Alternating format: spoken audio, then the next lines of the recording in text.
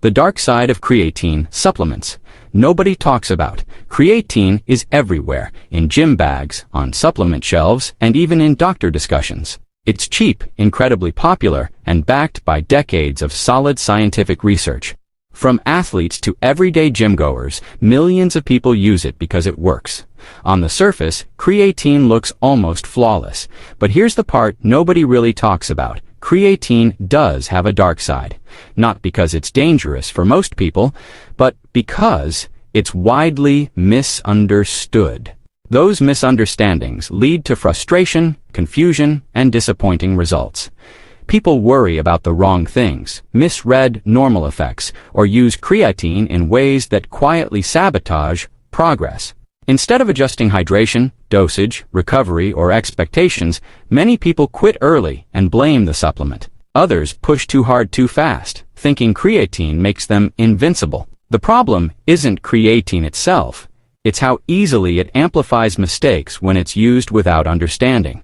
Today, we're breaking down 8 dark sides of creatine supplements nobody talks about. Once you understand them, you'll know how to use creatine the right way, avoid common traps, and get the benefits without unnecessary stress or setbacks, instead of blaming a supplement that's doing exactly what it's designed to do.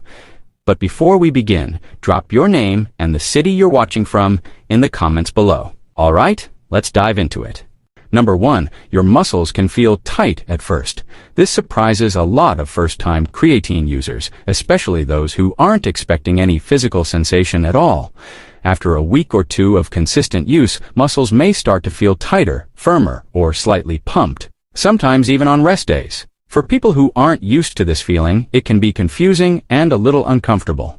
What's actually happening is simple. Creatine pulls water into muscle cells, increasing what's known as intracellular hydration. This extra water helps muscles produce energy more efficiently and recover faster, but it also makes them feel fuller. That fullness can register as tightness, especially if mobility work or stretching isn't part of your routine. The dark side here isn't the sensation itself, it's misinterpreting it. Many people assume tight muscles mean strain, overtraining, or injury. They panic, cut their dose, or stop taking creatine altogether, thinking something is wrong. In reality, this feeling is often temporary and fades as the body adapts.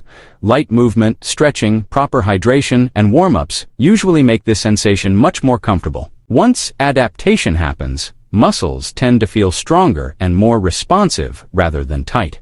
Quitting early because of this normal adjustment is one of the most common mistakes people make. Understanding what your body is feeling helps you move past this phase instead of mistaking progress for a problem. Number 2, your endurance might feel weird before it improves. Creatine doesn't always feel amazing right away, and this catches a lot of people off guard. In the early stages, some users notice their cardio feels a bit off. Running, cycling, or longer workouts may feel slightly heavier or slower than usual. That sensation can be frustrating, especially if endurance is a big part of your routine. What's happening isn't a loss of fitness. Early on, creatine increases water inside muscle cells, which can make your body feel a little heavier or less snappy during sustained activity. At the same time, creatine primarily supports short-burst energy systems first, things like lifting, sprinting, or powerful movements. Endurance benefits tend to show up later, once the body fully adapts. The dark side here is misinterpretation. People assume creatine is hurting their endurance and stop using it before the adjustment phase passes. In reality, this period is temporary. As muscles adapt, energy availability improves, recovery gets better, and endurance often rebounds stronger than before, especially during repeated efforts. Giving your body time is key.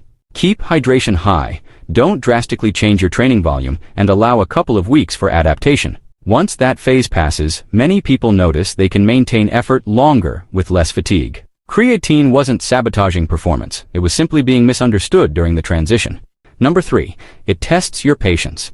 This one quietly makes more people quit creatine than almost anything else. We're used to supplements that give instant feedback, a buzz, a pump, a noticeable surge of energy. Creatine doesn't play that game. You take it, go about your day, and nothing obvious happens. That silence is what tests people. Creatine doesn't work like caffeine or pre-workout. There's no immediate kick, no dramatic sensation to confirm it's doing something. Instead, it slowly builds up inside your muscles over 1 to 3 weeks.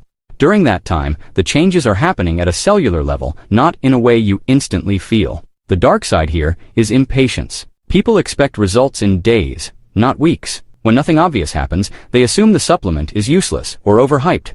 They stop taking it right before muscle saturation is reached. The exact point where benefits like increased strength, better endurance, and faster recovery start to show up. Creatine rewards consistency, not excitement. The people who get the most out of it are the ones who keep taking it daily without chasing instant proof. Once patience replaces expectation, creatine starts to make sense. Quitting early isn't a sign creatine doesn't work, it's a sign it never got the chance to. Number 4. Digestive issues can sneak up. Bloating, cramps, or general stomach discomfort catch a lot of people off guard, especially when they've heard how safe creatine is supposed to be. When digestion feels off, the instinct is to assume creatine just doesn't agree with their body. In reality, it's usually not the supplement, it's the dose. Digestive issues most often show up when people take large amounts at once, especially during loading phases. Dumping a big scoop into your system can overwhelm the gut, pulling water into the digestive tract and causing bloating, cramps, or loose stools. Your muscles can only absorb so much creatine at a time. Anything beyond that doesn't speed up results, it just stresses digestion. The dark side here is thinking discomfort is unavoidable. It's not. Smaller daily doses are much easier on the stomach and work just as well over the long term. A simple 3 to 5 grams per day slowly saturates your muscles without shocking your gut. Mixing creatine thoroughly with enough fluid also helps reduce irritation. More creatine does not mean more results. It only means a higher chance of stomach problems. When people understand this, digestive issues usually disappear and creatine becomes easy to tolerate. The mistake isn't using creatine, it's using too much, too fast, and blaming the supplement instead of adjusting the approach.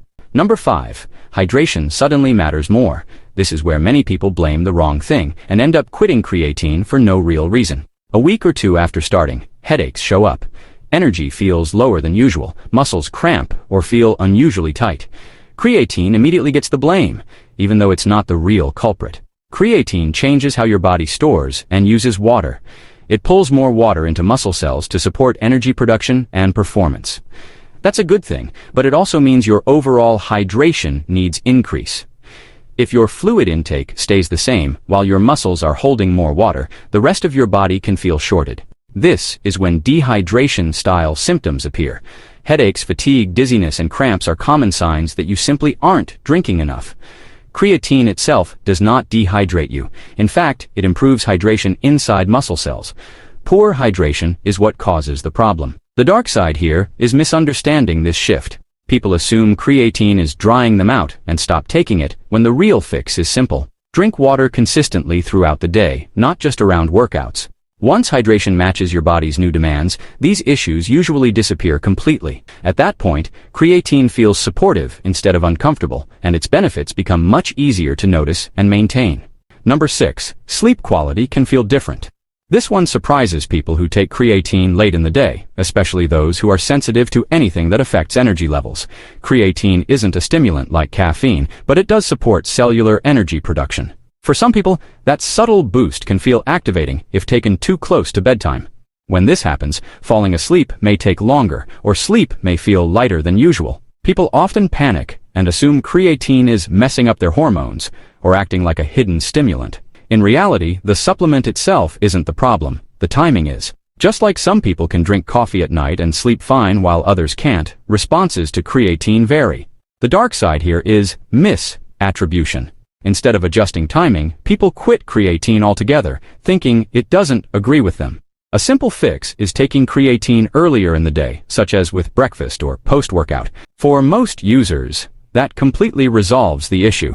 It's also worth noting that many people feel no sleep changes at all. This effect tends to show up in more sensitive sleepers. Creatine doesn't ruin sleep by default, but it can influence how energized you feel. Once timing is dialed in, sleep quality usually returns to normal, and creatine becomes easy to use without unwanted nighttime side effects. Number 7. Strength improves faster than joints. Feeling stronger doesn't always mean you're ready for more, and this is one of the trickiest dark sides of creatine.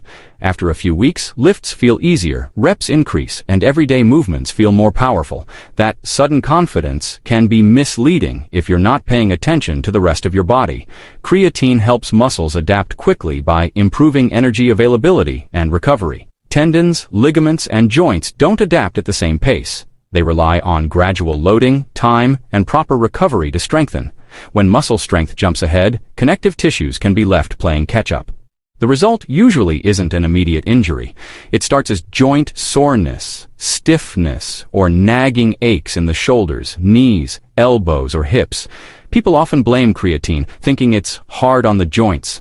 In reality, creatine didn't cause the problem. Pushing too hard, too fast did. The dark side here is ignoring fundamentals. Warm-ups, controlled progression, and rest days still matter, even when you feel strong. Mobility work and proper technique become even more important as strength improves. Creatine is doing its job by helping muscles perform better, but it doesn't make joints invincible. When training stays smart and progressive, creatine supports long-term progress instead of exposing weak links in the system.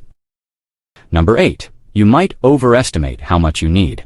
Bigger scoops don't mean bigger results, but this is one of the most common traps people fall into with creatine. Because it's cheap and widely available, it's easy to assume taking more will speed things up or make the effects stronger. In reality, creatine doesn't work that way. Creatine saturates your muscles at relatively low doses. For most people, 3 to 5 grams per day is enough to fully load muscle stores within a few weeks. Once your muscles are saturated, they simply can't hold much more.